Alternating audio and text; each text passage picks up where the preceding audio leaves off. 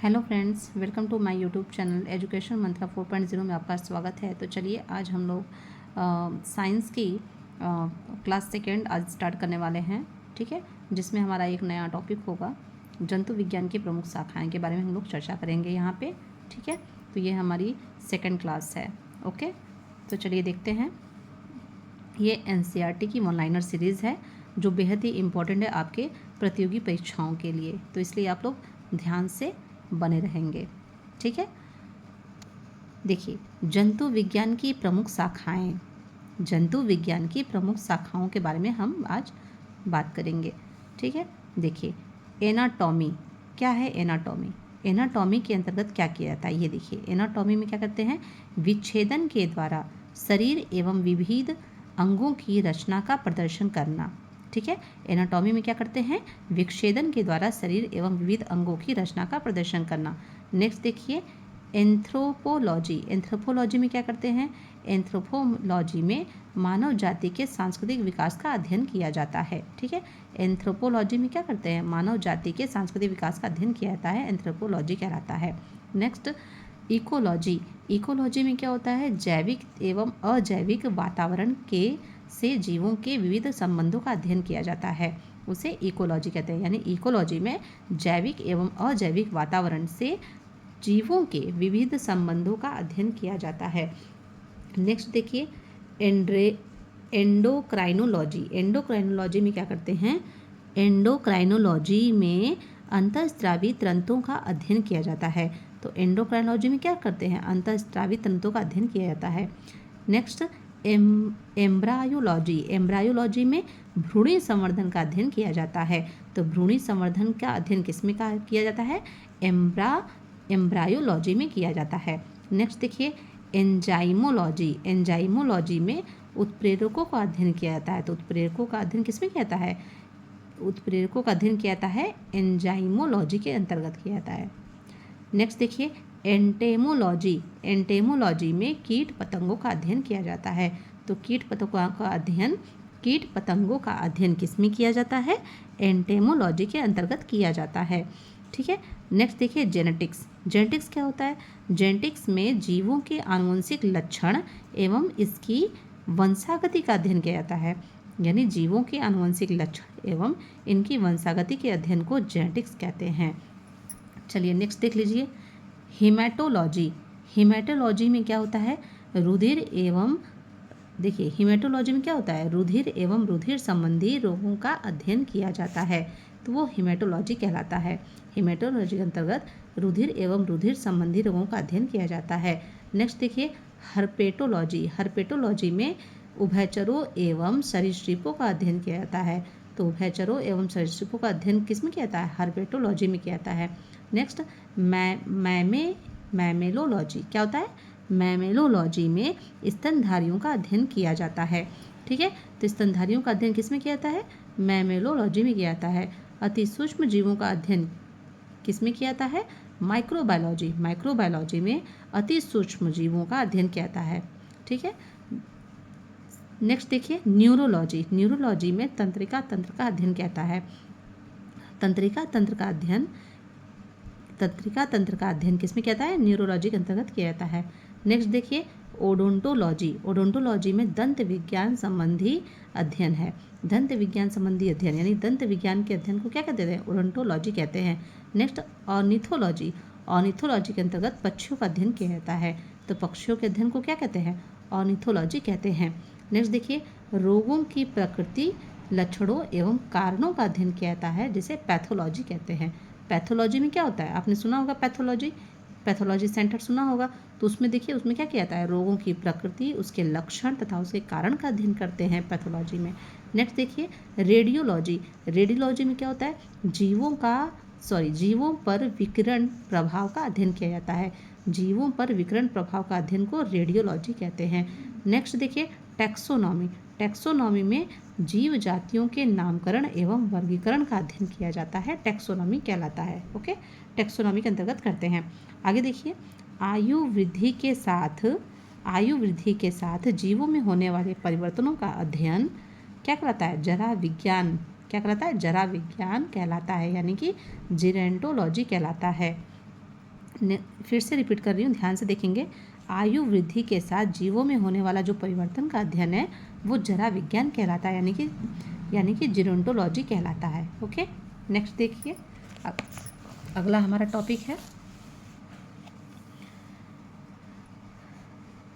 जीवन की उत्पत्ति से संबंधित प्रमुख सिद्धांत एवं जैव विकास। ठीक है, जीवन की उत्पत्ति से संबंधित प्रमुख सिद्धांत एवं जैव विकास, यानी important principles related to the origin of life and evolution. जीवन की उत्पत्ति से संबंधित प्रमुख सिद्धांत एवं जैव विकास है। ठीक है, इसमें देखिए वन लाइनर क्वेश्चन है, ध्यान से देखेंगे, जो आपके कॉम्पिटिटिव एग्जाम के लिए बेहद ही महत्वपूर्ण है। देखिए, जीव विकास को क्या बोलते हैं? एवोल्यूशन। जीव विकास को क्या बोलते हैं? एवोल्यूशन। तो एवोल्यूशन यानी जीव विकास को सर्वप्रथम किसने परिभाषित किया? तो जीन बैप्टिस्ट डी लैमार्क ने। किसने? जीन बैप्टिस्ट डी लैमार्क ने। तो जीव विकास को सबसे पहले किसने परिभाषित किया? तो जीन बैप्टिस्ट डी लैमार्क ने इसे परिभाषित किया। नेक्स्ट देखिए, वैज्ञानिकों ने आधुनिक मनुष्य का अंतिम पूर्वज किसे माना? वैज्ञानिकों ने आधुनिक मनुष्य का अंतिम पूर्वज किसे माना? तो क्रो मैग्नन मानव को माना। वैज्ञानिकों ने आधुनिक मनुष्य का अंतिम पूर्वज किसे माना?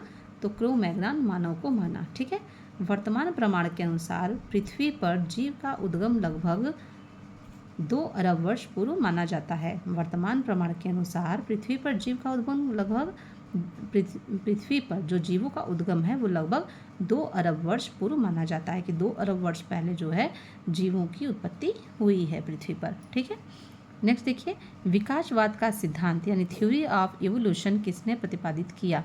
तो विकासवाद का सिद्धांत किसने प्रतिपादित किया? तो चार्ल्स डार्विन ने विकासवाद के सिद्धांत को प्रतिपादित किया। नेक्स्ट, उद्विकास का मुख्य कारक क्या है? उद्विकास का मुख्य कारक क्या है? तो प्राकृतिक वर्ण, यानी कि नेचुरल सिलेक्शन है। ठीक है, नेचुरल सिलेक्शन। नेक्स्ट देखिए, उद्विकास के उत्परिवर्तन सिद्धांत को प्रतिपादित किसने किया? यानी कि म्यूटेशन थ्योरी ऑफ इवोल्यूशन को किसने प्रतिपादित किया? तो ह्यूगो डिवरीज ने किया था। आगे देखिए, आर्क्योप्टेरिस जुरैसिक युग का सबसे प्राचीन पक्षी है। आर्क्योप्टेरिस है वो जुरैसिक युग का सबसे प्राचीन पक्षी है, जो सरीसृप व पक्षी वर्ग के मध्य की कड़ी है। नेक्स्ट देखिए, मैमथ किस जीव का पूर्वज है? तो मैमथ किस जीव का पूर्वज है? तो हाथी। किसका? हाथी का पूर्वज है। कौन? मैमथ। नेक्स्ट देखिए, पृथ्वी पर सबसे पहले किस जीव की उत्पत्ति मानी जाती है? तो पृथ्वी पर सबसे पहले किस जीव की उत्पत्ति मानी जाती है? तो नील हरित शैवाल की उत्पत्ति मानी जाती है, यानी कि ब्लू ग्रीन एल्गी की उत्पत्ति मानी जाती है कि पृथ्वी पर सबसे पहले जो है इसी जीव की उत्पत्ति हुई है। ठीक है, नेक्स्ट देखिए, शीत ऋतु में पशुओं के प्रसूति काल को क्या कहते हैं? शीत ऋतु में पशुओं के प्रसूति काल यानी कि डोरमेंसी पीरियड को क्या कहते हैं? तो हाइबरनेशन। क्या कहते हैं? हाइबरनेशन। नेक्स्ट, किसी जीव में स्नायु तंत्र यानी कि नर्वस सिस्टम तो होता है परंतु मस्तिष्क नहीं होता, तो ऐसी कौन सा जीव है? वो है तारामीन। कौन है? तारामीन, जिसे स्टारफिश कहते हैं। ठीक है, तो स्टारफिश में क्या होता है? उसमें नर्वस सिस्टम तो होती है लेकिन उसमें मस्तिष्क नहीं होता है। ठीक है, ब्रेन नहीं होता है। आगे देखिए, जीवाणु में किस प्रकार के राइबोसोम पाए जाते हैं? तो जीवाणु में किस प्रकार के राइबोसोम पाए जाते हैं? तो 70S राइबोसोम पाए जाते हैं। तो जीवाणु में 70S प्रकार के राइबोसोम पाए जाते हैं। नेक्स्ट देखिए, डायनासोर्स सरीसृप वर्ग में आते हैं। जो डायनासोर हैं वो किस में आते हैं? तो डायनासोर जो हैं सरीसृप यानी रेप्टाइल्स वर्ग में आते थे, जिनका उदय मेसोजोइक युग में हुआ था। नेक्स्ट देखिए, नील हरित शैवाल जीवाणु तथा कवक में लवक यानी प्लास्टिड्स नहीं पाए जाते। तो नील हरित शैवाल जीवाणु और कवक में लवक नहीं पाए जाते यानी प्लास्टिड नहीं पाए जाते, लेकिन बल्कि लोमिली के आकार की कौन सी रचना पाई जाती है? तो है क्रोमेटोफोर्स। क्या पाया जाता है? क्रोमेटोफोर्स पाई जाती है रचना। ठीक है, इस क्वेश्चन को फिर से देख लीजिए आप लोग। कि नीलहरित शैवाल, जीवाणु तथा कवक में लवक नहीं पाया जाता, ठीक है, प्लास्टिक तो नहीं पाया जाता है, लेकिन लोमिली के आकार की रचना पाई जाती है। तो वो कौन सी रचना होती है? क्रोमेटोफोर्स होती है, ठीक है। किन पौधों में जाइलम वाहिकाओं का अभाव होता है? जाइलम वाहिकाओं मतलब जाइलम वेसल्स। किन पौधों में जाइलम वाहिकाओं का अभाव होता है, यानी कि जाइलम वाहिकाएं नहीं पाई जाती हैं? तो अनावृत बीजी एवं टेरिडोफाइट्स में जाइलम वाहिकाओं का अभाव होता है, ठीक है। नेक्स्ट देखिए कि पांच जगत वर्गीकरण यानी 5 किंगडम्स क्लासिफिकेशन किसने प्रस्तुत किया था? तो व्हिटेकर ने किया था। किसने किया था? व्हिटेकर ने किया था। तो 5 जगत वर्गीकरण किसने प्रस्तुत किया? व्हिटेकर ने किया। जंपिंग जीन की खोज किसने की थी? जंपिंग जीन की खोज मैकक्लिंटॉक ने की थी। किसने किया? मैकक्लिंटॉक ने जंपिंग जीन की खोज की। नेक्स्ट देखिए, कौन से क्षार डीएनए तथा आरएनए दोनों में पाए जाते हैं? तो कौन से क्षार डीएनए तथा आरएनए दोनों में पाए जाते हैं? तो एडेनिन, गुआनिन और साइटोसिन।